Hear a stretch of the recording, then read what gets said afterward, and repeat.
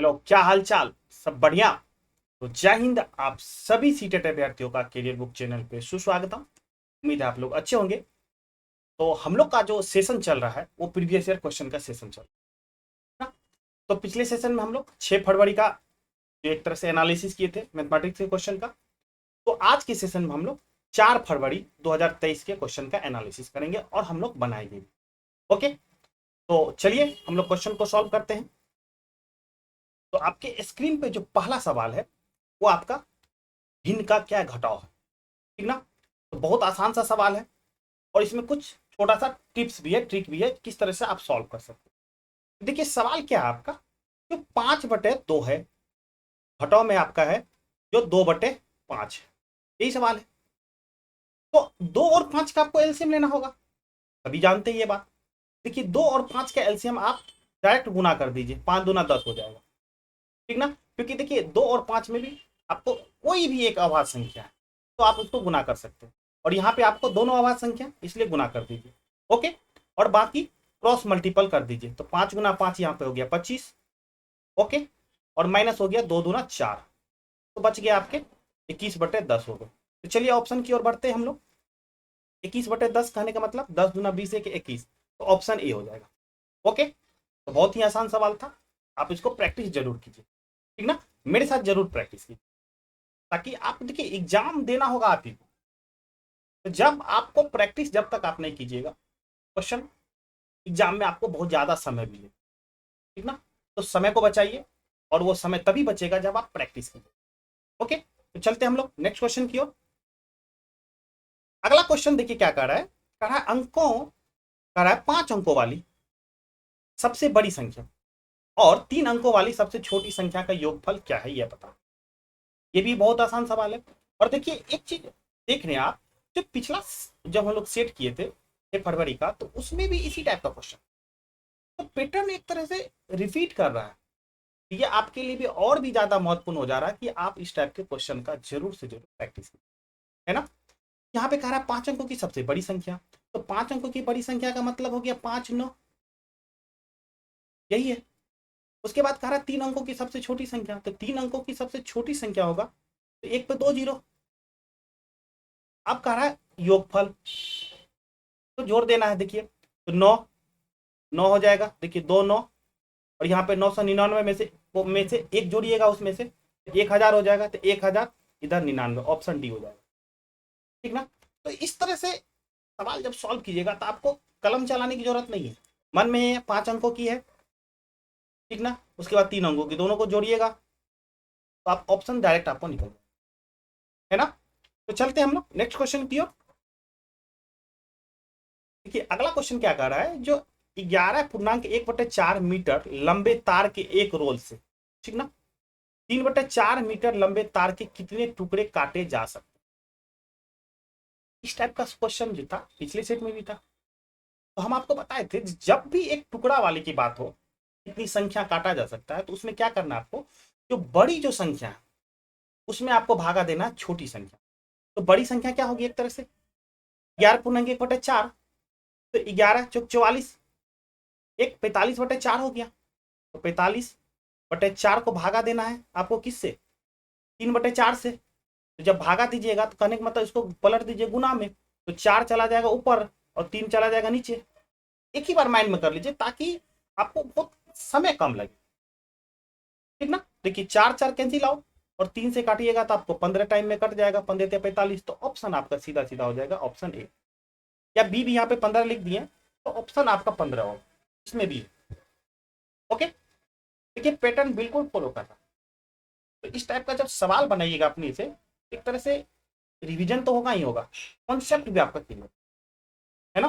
तो चलते हम लोग नेक्स्ट क्वेश्चन की ओर। देखिए ये क्वेश्चन जो आपका है बहुत ही आसान क्वेश्चन, ठीक ना। क्वेश्चन क्या कह रहा है, जो 1300 में जोड़ना है आपको 13 इकाई, उसमें से जोड़ना है 13 दहाई, और घटा देना है उसमें से 1000। तो तब जो एक तरह से सिंप्लीफिकेशन जो होगा, सरलीकरण करने के बाद क्या होगा। ओके, तो कह रहा है 1300, ठीक ना, तो 1300 इस तरह से लिखते हैं। उसमें जोड़ना भाई क्या, 13 इकाई, 13 इकाई जोड़ दिए। उसके बाद जोड़ना है क्या है, 13 दहाई, ठीक ना। तो 13 दहाई कहने का मतलब 130, उसमें से घटाना है आपको 1000 घटाना है, यही सवाल है, ठीक ना। मैथमेटिकल टर्म में एक तरह से यही सवाल, कोई नहीं। देखिए 1300 में से 100, यहाँ पे 100 है तो 1300 में अब आप 100 जोड़िएगा तो हो जाएगा 1400 होगा। यहाँ पे 30 है और यहाँ 13 है तो मतलब 43 हो जाएगा। उसमें से 1000 घटाइएगा तो 443 ही बचेगा ना। ऑप्शन आपका हो जाएगा 443, ऑप्शन सी। तो हम इस तरह से पैटर्न से बता रहे हैं ताकि यही पैटर्न से अगर प्रैक्टिस आप कीजिएगा तो डायरेक्ट आप जो एग्जामिनेशन हॉल में इसी तरह से बनाइएगा, ठीक ना। सारा चीज लिखने की जरूरत नहीं है, कुछ चीज ऐसा मन में प्रैक्टिस कीजिए ताकि आप समय आपका बचे। ओके, तो चलते हम लोग नेक्स्ट क्वेश्चन की ओर। अब कह रहा है उसी टाइप का सवाल, सिंप्लीफाई करना है। जो ये संख्या जिस तरह से दी हुई दशमलव में, इसको जोड़ का ये घटाव किया और इक्वल टू आया, ठीक ना। तो अब एक समीकरण के रूप में दिया हुआ है क्वेश्चन। अब सवाल ये कह रहा है के में क्या जोड़ा जाए कि 3 के बराबर हो जाए। कह रहा 3 के बराबर होना है, के में क्या जोड़ा जाए। तो सबसे पहले तो हमको के की वैल्यू निकालना होगा, के की वैल्यू आखिर है क्या, तभी तो पता चलेगा जो के में आखिर क्या जोड़े, ठीक ना। तो बहुत ही आसान है आपको, ठीक ना। आप इक्वेशन है, इक्वेशन में अननोन एक है तो आप इसको के का वैल्यू निकाल सकते हैं।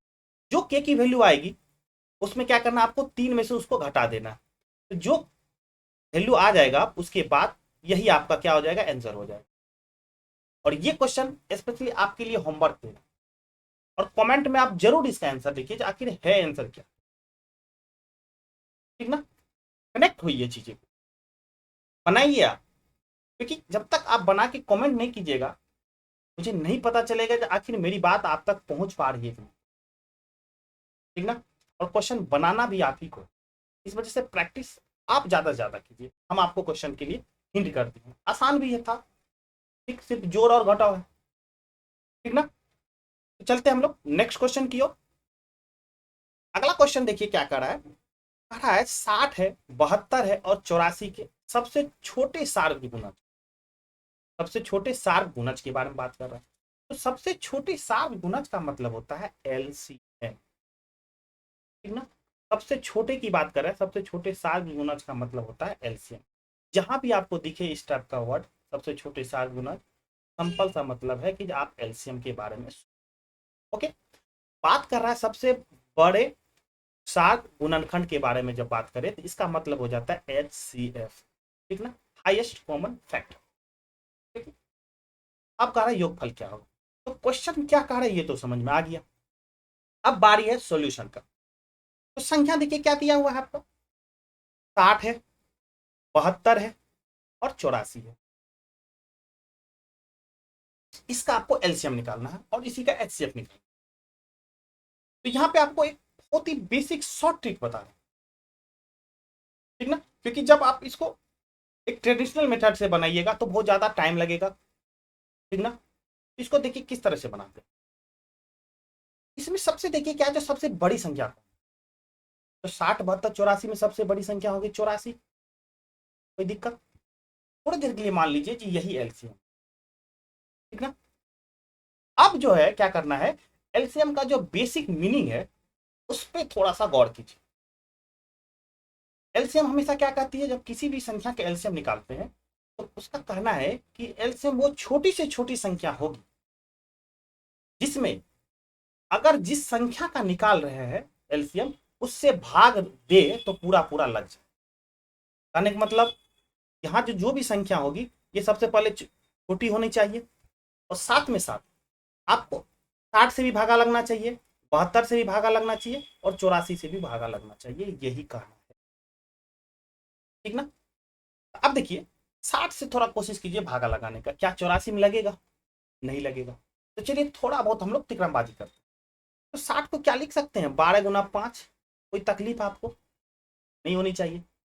अब कोशिश कीजिए भाग लगाने का, देखिए 12 से कट जाएगा 84, बरसते 84, बच गया यहाँ पे 5, तो जो बच गया उसको उससे गुना कर दीजिए, तो 60 का कहानी खत्म। कहने का मतलब 84 गुना जो 5 होगा टोटल कैलकुलेट कीजिएगा तो 60 से पूरा पूरा भागा लग जाएगा, हमको वही करना ही, ठीक ना।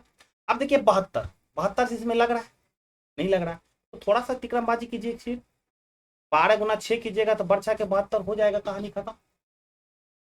तो आप देखिए इसमें 12 से लग जाएगा, तो 12 से इसमें लग जाएगा पूरा पूरा, 6 से नहीं लगेगा, तो इसलिए हम 6 से गुना कर, ठीक ना। तो अब इसको कैलकुलेट कर लीजिए। देखिए 6 पंचे 30 हो गया, और यहाँ पे है 84। ओके, गुना कीजिए, जीरो तो जीरो होगा ही, 4 तिया 12 के 2 हासिल 1, 8 तिया 24 1 25। कहने का मतलब 2500 जो 20 आया यही आपका एलसीएम, ठीक ना। तो एलसीएम का एक सेपरेट वीडियो जो है पूरा डेडिकेट उसी पे बना है, हम आपको नीचे डिस्क्रिप्शन बॉक्स में लिंक दे देंगे। अगर आपको डिफिकल्टी है तो आप वहां पे जाके देख लीजिए, सारा कॉन्सेप्ट आपको क्लियर, और जरूर से जरूर देखिए।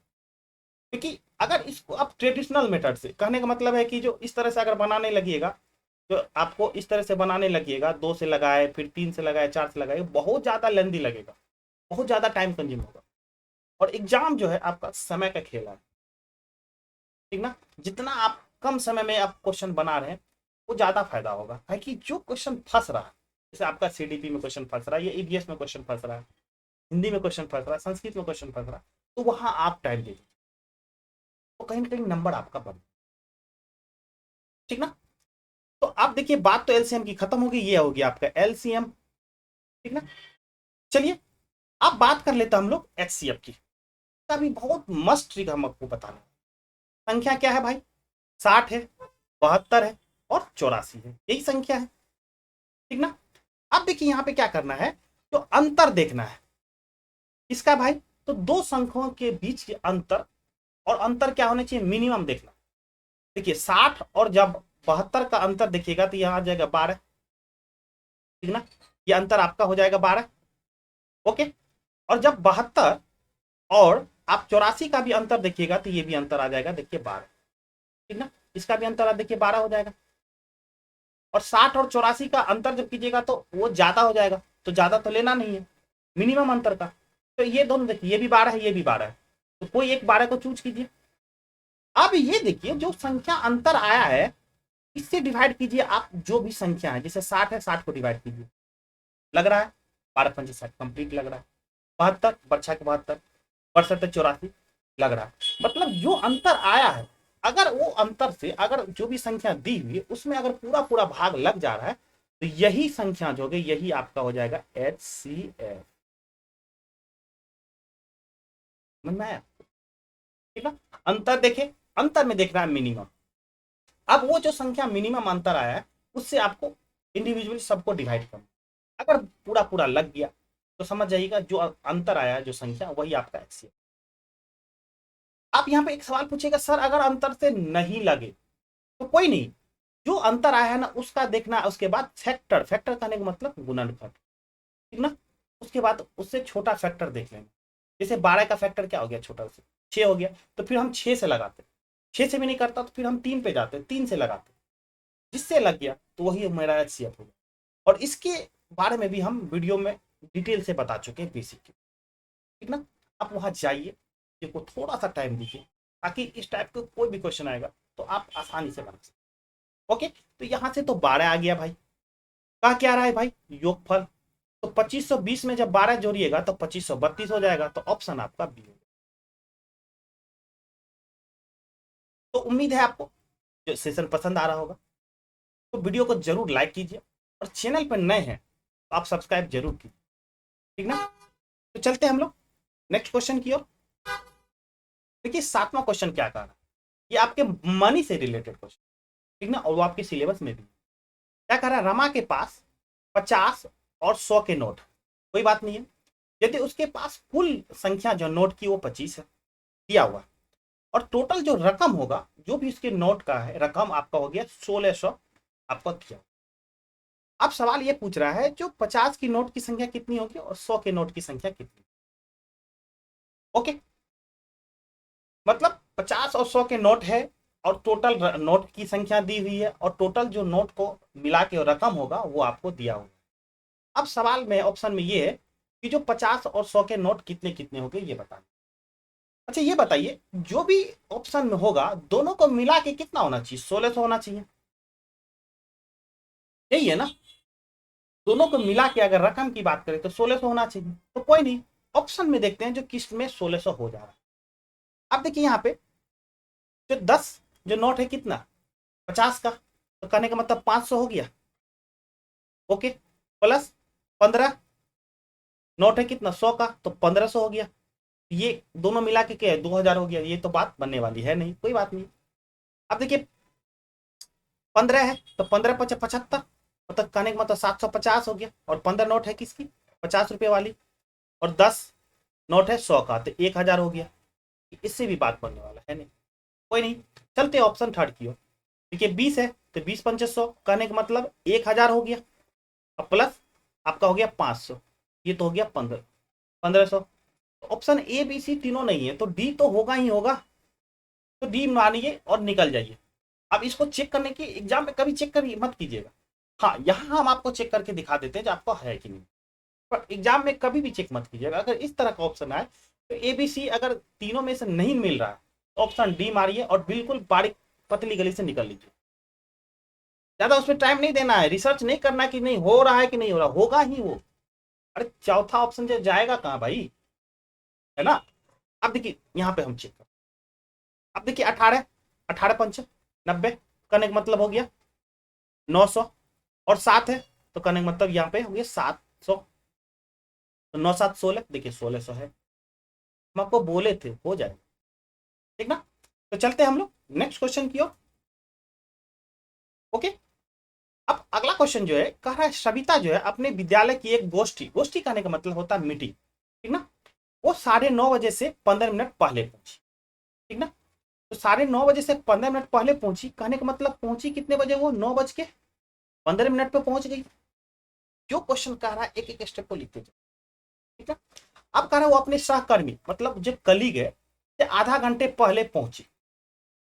उसका जो सहकर्मी है क्या कह रहा है आधा घंटा पहले पहुंची, उस सहकर्मी से आधा घंटा पहले पहुंची।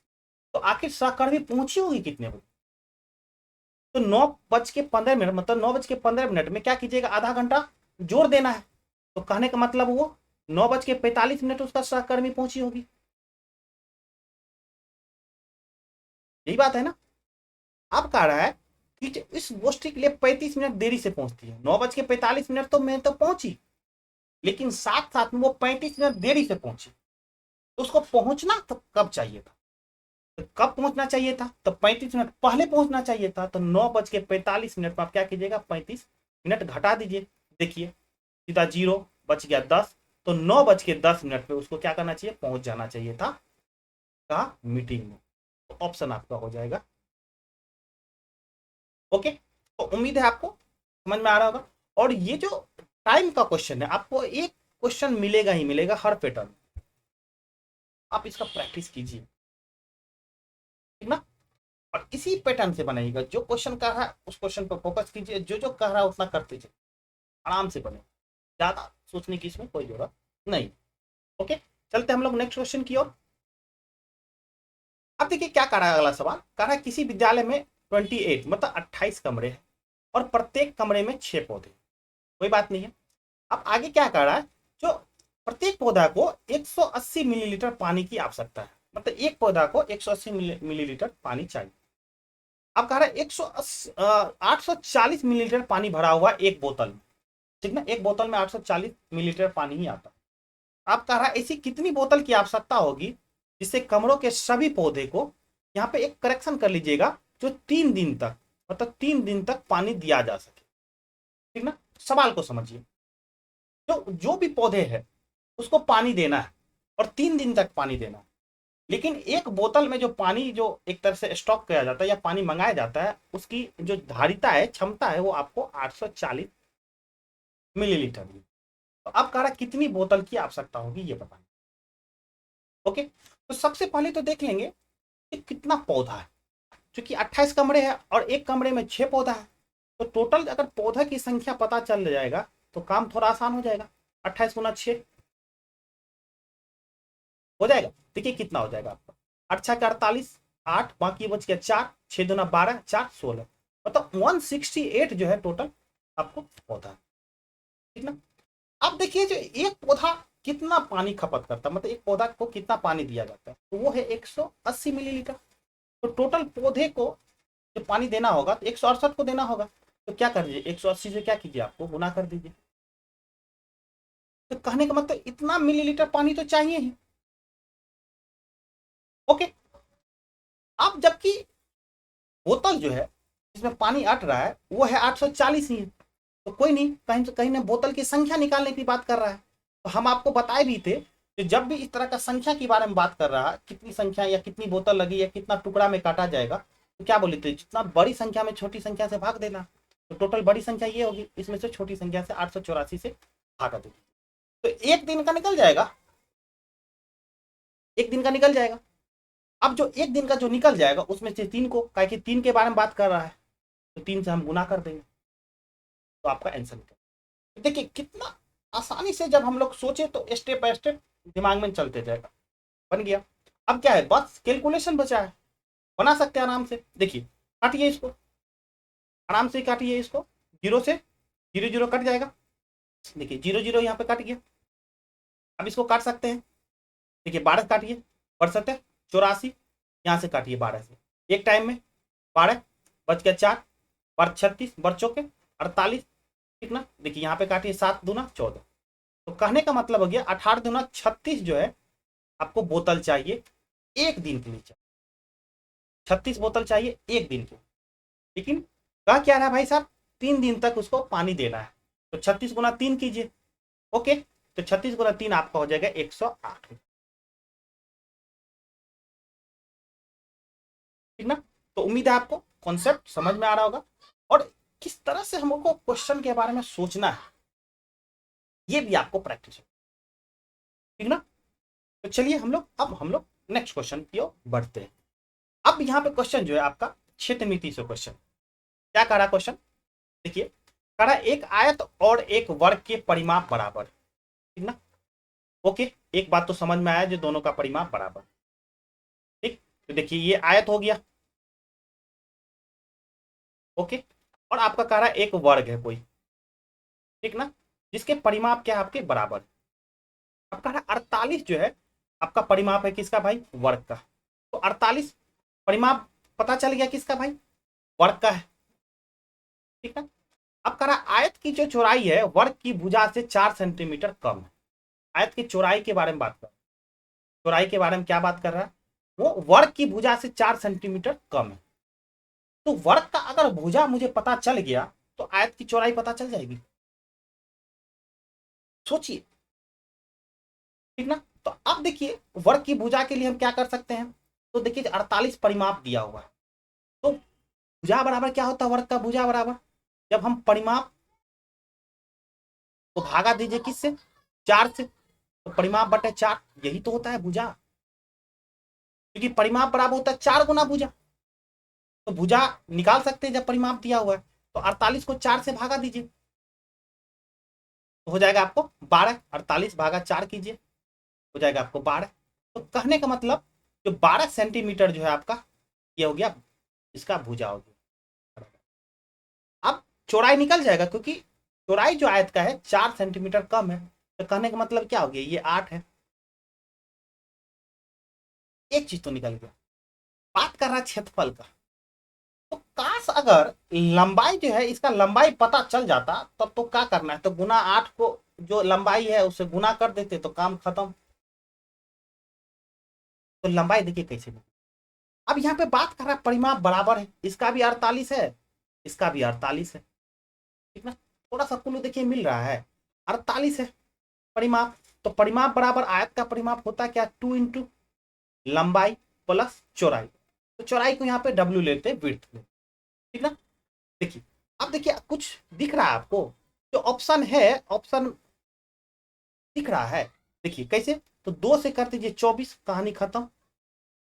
तो 24 बराबर क्या हो जाएगा आपका, लंबाई निकालना है कोई बात नहीं है, चौड़ाई दी मिल गया मुझे 8, तो यहां से लंबाई निकल जाएगा। तो 24 में से 8 घटाइए, यहाँ बच गया आपका 16। देखिए तो अब लंबाई भी निकल गया और चौड़ाई भी निकल गया। तो कोई नहीं, गुना कर दीजिए, एरिया के लिए क्या होगा, एरिया निकाल रहा है। तो 16 गुना 8, तो 8 से करता 8 4 12, 128 आपका सेंटीमीटर स्क्वायर हो जाएगा। तो ये ऑप्शन है। तो स्टेप फॉलो कीजिए, आप इस तरह से प्रैक्टिस भी कीजिए, क्या दिया हुआ है उससे क्या निकल सकता है, और जो फाइनल आंसर निकालना, जिस तरह से क्षेत्रफल के बारे में बात कर रहा है आयत का, तो आयत के क्षेत्रफल के लिए मुझे लंबाई और चौड़ाई दोनों चाहिए, ठीक ना। तो आप इससे क्या निकल गया, मुझे चौड़ाई निकल गया पहले, बाद में चौड़ाई से फिर हम लंबाई निकाल लिए और बाद में दोनों को गुना कर दीजिए, तो बात मेरा बन गया। ओके, तो चलते हम लोग नेक्स्ट क्वेश्चन की ओर।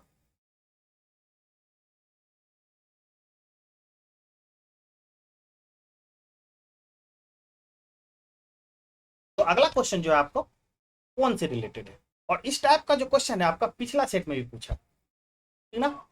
तो देखिए क्या कह रहा है निम्नलिखित में से डिग्रियों की संख्या जो है कह रहा है 440 से 25 अधिक है। ऑप्शन में आपको देखना है जो कौन ऐसा ऑप्शन है जिसमें जो डिग्री जो है 440 से 25 अधिक है। तो 440 से 25 अधिक का मतलब क्या हो गया भाई, 465 होना चाहिए, यही ने कह रहा है। तो एक एक करके देख लेते हैं इसमें हो रहा है, यही एक तरीका है। आप देखिए कह रहा है 5 और 1/3 समकोण, मतलब 5 समकोण तो होगा ही ना, और एक समकोण बराबर होता है 90 डिग्री, तो 5 कहने का मतलब 450 हो जाएगा, ठीक। अब प्लस कह रहा है 1/3, 1/3 तो 90 का 1/3 करने का मतलब 3 से डिवाइड कीजिएगा तो 30 हो जाएगा। तो जब इसमें 30 जोड़िएगा तो देखिए क्या हो रहा है आपको, 465 नहीं हो रहा है, मतलब मामला नहीं बन रहा है, कोई बात नहीं। चलते ऑप्शन अगला पे, फिर पूछा है 5 समकोण, तो 5 समकोण मतलब 450 हो गया, ठीक ना। अब कह रहा है दो 2/3 समकोण, तो 1/3 के वैल्यू 30 था, तो 2/3 का वैल्यू क्या हो जाएगा, 60 हो जाएगा, सीधा सीधा दोनों को जोड़िए, क्या 465 पूर रहा है, नहीं पूर रहा है भाई, ये भी खत्म हो गया। अब अगला देखिए कह रहा है 5 समकोण है तो 450 तो होगा ही, साथ में एक आधे समकोण, जो भी एक आधे समकोण होगा वो कभी भी 465 के करीब जाएगा, मतलब 465 होगा नहीं होगा, तो यहाँ पे ज्यादा सोचना नहीं है, बस आगे बढ़ जाना है, और ये भी नहीं होगा तो ऑप्शन सीधा सीधा डी हो जाएगा। आपको हर एक चीज कैलकुलेट नहीं करना है, कुछ ऐसा भी चीज है कि सोचे, अगर हुआ तो ठीक है, नहीं हुआ तो आगे बढ़ जाना है, क्या होगा समय की बचत हो, ठीक ना। तो हम मेरा मेथड इस तरह से भी कि ताकि आप इस मेथड को डायरेक्ट आप एग्जाम हॉल में मेथड यूज कर सकते हैं, लेकिन इसके लिए आपको थोड़ा सा प्रैक्टिस करना पड़ेगा, अपने रूम पे जहां पे आप पढ़ रहे हैं आप प्रैक्टिस कीजिए, और 1 से 2 बार सेट को जरूर देखिए। ओके, देखिए ये हो जाएगा आपको, कह रहा है 5 है तो 450 हो गया भाई, ठीक ना। कह रहा है एक छठांश, एक छठांश, एक नया वर्ड आया छठांश, ठीक ना। तो 90 गुना 1/6 हो जाएगा, उसको मतलब होगा था एक छठांश। अगर एक दशांक पूछता तो 1/10 हो जाएगा। ये क्वेश्चन आपको सीटेट 2022 में पूछ चुका है, एक दशांक का मतलब क्या होता है, वहीं पे एक शतांश का मतलब पूछता तो 1/100 हो जाएगा, ठीक ना। देखिए अब 6 से काटिए, 15 खत्म, तो 450 में 15 जोड़िएगा तो देखिए क्या हो जाएगा, 465 हो जा रहा है, यही सवाल आपसे पूछ रहा है, तो ऑप्शन आपका क्या हो गया, डी हो गया, ठीक ना। तो ऐसे भी 3 ऑप्शन तक बना नहीं था, ऑप्शन नहीं निकल रहा था, तो आप डी ऑप्शन बनाइए और निकल गई। ओके, चलते हम लोग नेक्स्ट क्वेश्चन की ओर।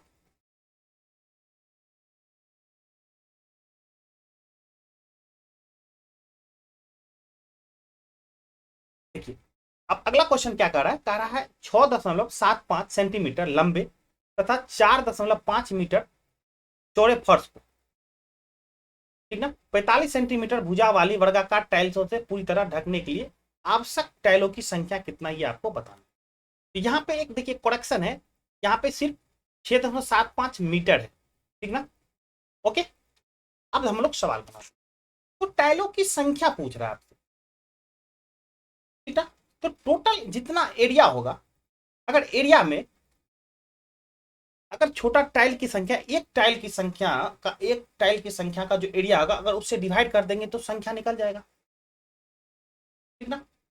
और आपको थोड़ी देर पहले भी बताए थे कि जब भी संख्या के बारे में बात कर रहा तो बड़े में के क्या करेंगे, छोटा से भागा, तो बड़ा देखिए कितना हो गया आपको, 6.75 क्या है, मीटर है, तो सेंटीमीटर में, क्योंकि 6.75 मीटर है, इसको सेंटीमीटर में बदल लीजिए, और 4 दशमलव क्या है 5 मीटर है, इसको भी सेंटीमीटर में बदल लीजिए। ठीक ना, तो देखिए क्या हो जाएगा, 675 सेंटीमीटर गुना आपको 450 क्या हो जाएगा सेंटीमीटर हो जाएगा। तो ये क्या हो गया, बड़ा, जो बड़ा एरिया है, जिस तरह से ये मकान है पूरा, इस मकान में एरिया दिया हुआ है आपको, जिसे 6.75 ये है और 4.5 ये है। ठीक ना, आप उसमें क्या कर रहा है, टाइल्स लगा रहा है, और टाइल्स जो है वर्गाकार है, तो वर्गाकार टाइल्स इस प्रकार से वर्गाकार, एक वर्ग का टाइल्स इस तरह से वर्गाकार है। तो इस तरह से कितना लगेगा, जिसके बारे में संख्या में बारे में बताना। तो पूरा एरिया में अगर एक टाइल्स का जो एरिया होगा उससे अगर हम डिवाइड कर देंगे तो संख्या निकल जाएगा, निकल जाएगा। तो एक की संख्या का जो टाइल्स का उसका एरिया क्या होगा, देखिए 45 गुना 45 हो जाएगा, चूंकि ये वर्गाकार है, और वर्गाकार का क्या होता है, भुजा गुना भुजा। ठीक है, अब देखिए 45 से कट जाएगा एक टाइम में, और ये 0 बच गया 10। ठीक ना, अब देखिए यहाँ पे 7 5 12 6 18, मतलब ये 9 से कट जाएगा, ये भी 9 से कट रहा है, देखिए तो 9 बचे 45, 9 से इसको काटिए, 9 7 63, ठीक, और 9 बचे आपको हो गया, 9 बचे 45, फिर काटिए 5 से, तो 5 से कट जाएगा आपको 15 बचे 75, 15, तो 15 गुना 10 हो जाएगा 150। तो टाइल्सों की संख्या जो होगी वो आपको 150 होगी। ठीक ना, तो उम्मीद है आपको जो कॉन्सेप्ट बारीकी से समझ में आ रहा होगा। ठीक ना, फिर भी अगर कोई डाउट है तो आप बेझिझक कमेंट कर सकते हैं। ठीक ना, हम जरूर आपको उसका सॉल्यूशन। ओके, चलते हैं हम लोग नेक्स्ट क्वेश्चन की ओर। देखिए अगला क्वेश्चन क्या कर रहा है, कर रहा है किसी कक्षा में 21 बच्चे, ठीक ना, उसका भार जो है किलोग्राम में केजी में दिया हुआ है, और भार जो है इस प्रकार है 45.2 है, 42.5 है, इस प्रकार से भार दिया हुआ। अब क्या कह रहा है क्वेश्चन, कह रहा है कितने बच्चों का भार 45 किलोग्राम से लेके 50 किलोग्राम के बीच में। देखिए यहाँ पे बीच की बात कर रहा है, तो हमको ढूंढना वो नंबर है जो 45 से क्या होना चाहिए, बड़ा होना चाहिए, और आपको 50 से छोटा होना चाहिए। इस तरह का संख्या हमको ढूंढना है, मतलब 45 को नहीं लेना है, ना ही 50 को लेना। ये बहुत ही आसान क्वेश्चन है, आपको सिर्फ ढूंढना है, पिक करना है, और आपको बनाना है। तो जब भी इस तरह का आए आपके स्क्रीन पे इस तरह से क्वेश्चन होगा, तो शुरू से लिखते जाइए। जैसे 45.2 है, अब तुरंत 45.2 लिख लीजिए। आगे 44.8 है, ये नहीं है, कोई बात नहीं, आगे स्केप कीजिए। 42.5 है, 42.5 नहीं होगा, कोई दिक्कत नहीं। 44 है, 44 में नहीं होगा। 46 है, हाँ 46 होगा। इस तरह से लिखते जाइए। आप जिस तरह से लिखते जाइएगा उसके बाद उसकी संख्या को काउंट कर लीजिए कितना होगा, और उस काउंट के अनुसार आप ऑप्शन में मिलाइए। ये एक बेस्ट मेथड है, नहीं तो आप कंफ्यूज कर जाइएगा उसी चेयर से। ठीक ना, वो एक बार हो सकता है जो चीज लिए है ना, जो चीज देखे है ना, उसी को आप दोबारा काउंट कर लीजिएगा, तो ये गलत हो जाएगा। तो आप जो जो है पहला उठाइए और उसको काउंट करते जाइएगा। जो आपको एक पेपर मिलेगा, पेपर में आप उसको लिखते चलिए। तो थोड़ा सा समय लगेगा, लेकिन ये क्वेश्चन एकदम बिल्कुल एक ही बार में सीखिए। और समय बचाने का तरीका तो पीछे बहुत बार बता चुके। उस समय जो बच रहा है ना, उसका यूज यहाँ कर। और एक इस टाइप का क्वेश्चन एक आता ही आता है, देख लीजिए आप पैटर्न, पीछे भी क्वेश्चन एक बार का है, उसके लिए मतलब इसी टाइप का। ठीक ना, और इसका आंसर क्या होगा आप जरूर कमेंट कीजिए। फिर हम ये बात रिपीट कर रहे हैं कि जो मेरी बात आप तक पहुंच पा रही है, ये मुझे जानना है। ठीक ना, तो चलिए, उम्मीद तो जरूर है कि इस बार आप जरूर कमेंट। तो हम लोग नेक्स्ट क्वेश्चन की ओर आप बढ़ते हैं। ओके, अब ये जो क्वेश्चन है, क्वेश्चन को सबसे पहले समझिए आखिर क्वेश्चन पूछा कहां से। एक तरह से आंकड़ा से क्वेश्चन, स्टैटिस्टिक्स सांख्यिकी कर है, उस टाइप का क्वेश्चन आपको पूछा है। कि आपको क्वेश्चन के सिलेबस के अकॉर्डिंग बताते भी जा रहे हैं कि आपको यहाँ से एक क्वेश्चन आ रहा है। जैसे टाइम से एक क्वेश्चन आया था, कोण एंगल समकोण वाला से क्वेश्चन आया था। ठीक ना, भिन्न के जोड़ वाला में से एक क्वेश्चन आया था, क्षेत्रफल वाला में से एक क्वेश्चन आया था। अब जो एक सांख्यिकी उससे भी एक क्वेश्चन आया, ताकि आप एक तरह से बिल्कुल फोकस कर सके चीज को, और टारगेट यही है कि जो मिनिमम तो 13 लाना है और मैक्सिमम 15 लाना है। बस 2 नंबर आपका कटेगा तो ये आपकी गलती की वजह से कटेगा, क्योंकि आप प्रैक्टिस अगर सही से नहीं कीजिएगा तो 2 नंबर 19-20 हो सकता है। लेकिन अगर जरा सा भी आप ध्यान दे दीजिए और जिस तरह से हम बता रहे हैं अगर आप उस तरह से प्रैक्टिस कीजिएगा, ये गारंटी हम लिख के देते हैं आपको 15 में 15 आएगा ही आएगा। और विदिन आप 10 मिनट में 15 क्वेश्चन बना दीजिएगा, ज्यादा नहीं लगेगा सर, ठीक ना। तो चलते हैं अब हम लोग क्वेश्चन की। अब क्या करा है, तालिका दिया हुआ है, कहा एक विक्रेता 5 महीनों में बेचे गए वाहनों की संख्या को प्रदर्शित करती है। महीना आपका जनवरी फरवरी मार्च अप्रैल मई है, उसमें बेचे गए वाहन आपको इस प्रकार है, ठीक ना। ये तो क्वेश्चन। अब क्या कह रहा क्वेश्चन कि विक्रेता द्वारा जनवरी और मार्च में बेचे गए वाहनों की कुल संख्या, जनवरी और मार्च में बेचे गए वाहनों की कुल संख्या। आगे है फरवरी अप्रैल और मई में बेचे गए वाहनों की कुल संख्या में कितनी कम है, ठीक ना।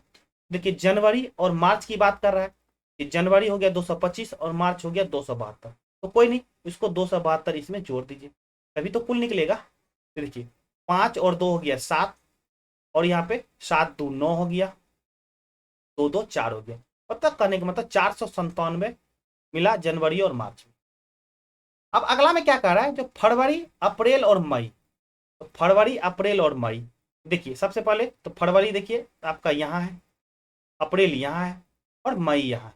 कोई नहीं, देखिए 8 0 और 8, तो 8 8 16 के 6 हासिल बच गया, 1 1 1 2 हो गया, 2 8 2 10 7 17 के 7 हासिल बच गया 1, और यहाँ 1 1 2 1 3 3 6 हो गया, मतलब 676 हो गया आपका उन तीनों मिला के फरवरी अप्रैल और मई।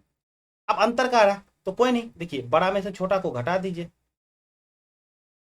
तो 16 में से 7 गया, बच गया 9। देखिए 9 इकाई अंक पर किसी में है, ऑप्शन देखिए बी। आगे कोई जरूरत नहीं है कैलकुलेट करने का, समय बर्बाद मत कीजिए, आपका ऑप्शन निकल जाएगा। तो अब हम लोग बढ़ते हैं नेक्स्ट क्वेश्चन की ओर, और ये आ गया आपका पैटर्न, ठीक ना। और ये भी पैटर्न पे क्वेश्चन 1 नंबर का फिक्स है आपका, एकदम फिक्स। और डरिए मत इस क्वेश्चन से, बहुत सारे ऐसे बच्चे हैं जो पैटर्न के क्वेश्चन को देख के डर जाते हैं। बहुत ही आसान क्वेश्चन, बस थोड़ा सा कंसंट्रेट करना है आपको, थोड़ा सा समझना है, देखना है बस तो आखिर पैटर्न किस तरह से है। चलिए क्वेश्चन को हम लोग देखते हैं। अब यहाँ पे कह रहा है 1 + 2 = 3, ठीक है, बस पढ़ते जाइए। ये 3 को देखिए 3 + 3 है तो दिमाग लगे ये 3 यहाँ आ गया, उसमें 3 जोड़ दिया, आगे 6 हो गया। अब देखिए फिर 6 + 5 है, मतलब ये 6 उठ के यहाँ आ गया, बस समझते जाइए। 11 है, 11 फिर यहाँ आ गया, 11 + 7 18 हो गए। जो सम है अगला में क्या हो जाता है, उसमें जोड़ दे रहा है कुछ ना कुछ संख्या, 29 हो गया। अब ये 29 यहाँ आ गया, 13 + 42, अब 42 यहाँ आ गया, उसमें कुछ ना कुछ संख्या जोड़ा है, और फिर वो कुछ ना कुछ संख्या के बराबर, क्योंकि एक्स और वाई का एक तरह से हमको वैल्यू बता। आप आगे क्वेश्चन क्या कर रहा है, जो एक्स और वाई को दोनों का मान क्या होगा जोड़ने पे, ये आपको ऑप्शन में बता। तो ध्यान से देखने पर ये बताइए कि अगर एक्स की वैल्यू मुझे पता चल गया तो वाई तो निकल ही जाएगा, क्योंकि 42 में एक्स को जोड़ देंगे तो वाई निकल जाएगा, और फिर एक्स + वाई भी कर लेंगे। तो कहने का मतलब फोकस किस पे करना है, जो हमको एक्स पे। और एक्स कहां पे है, देखिए एक्स के पैटर्न में देखिए तो क्या 13 है, 11 है, 7 है, 5 है, 3 है, 2 है, यही है ना। तो आपको दिख क्या रहा है, 2 3 5 7 11 13। फिर से एक बार गौर करते हैं क्या दिख रहा है, 2 देखिए क्या दिख रहा है, 2 3 5 7 11 13।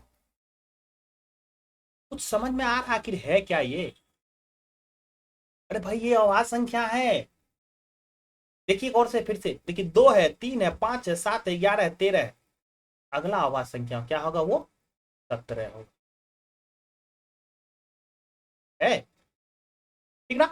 अब देखिए एक्स की वैल्यू तो निकल गई 17, तो वाई निकल जाएगा भाई, तो 42 में 17 जोड़िए तो 7 2 9 हो जाएगा, इस तरह से आपका हो जाएगा 59 हो जाएगा, ठीक। अब देखिए एक्स का वैल्यू निकल गया 17, फिर जोड़ दीजिए इसमें, 9 7 16 के 6 हासिल बच गया 1, 5 1 6 1 7 तो 76, तो ऑप्शन आपका बी हो जाएगा। बात खत्म। ये कितना आसान था, बस समझिए चीज को। आप कोई ज्यादा इस तरह से पैटर्न नहीं पूछेगा जो कि बैंक पीओ टाइप में पूछता है, ठीक ना, रीजनिंग वीनिंग में, मतलब रेलवे वगैरह में जो जिस टाइप में पूछता है उस टाइप में नहीं पूछेगा।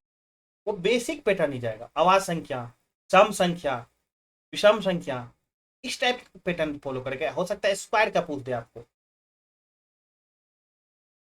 ओके, तो आज का सेशन के लिए इतना ही। फिर मिलेंगे हम लोग नेक्स्ट जो है वो आपको फिर एक दूसरे एग्जाम डेट के उस क्वेश्चन का हम लोग बिल्कुल जड़ तक हम उस लोग का एक्सप्लेनेशन करेंगे, देखेंगे, और ये भी देखेंगे जो क्वेश्चन आखिर किस सेक्शन से क्वेश्चन पूछेगा और किस टाइप का पूछेगा, ठीक ना। तो आज के लिए इतना ही, फिर मिलेंगे हम लोग नेक्स्ट वीडियो में नए जोश के साथ, नए कॉन्सेप्ट के साथ। तब तक के लिए धन्यवाद, जय हिंद।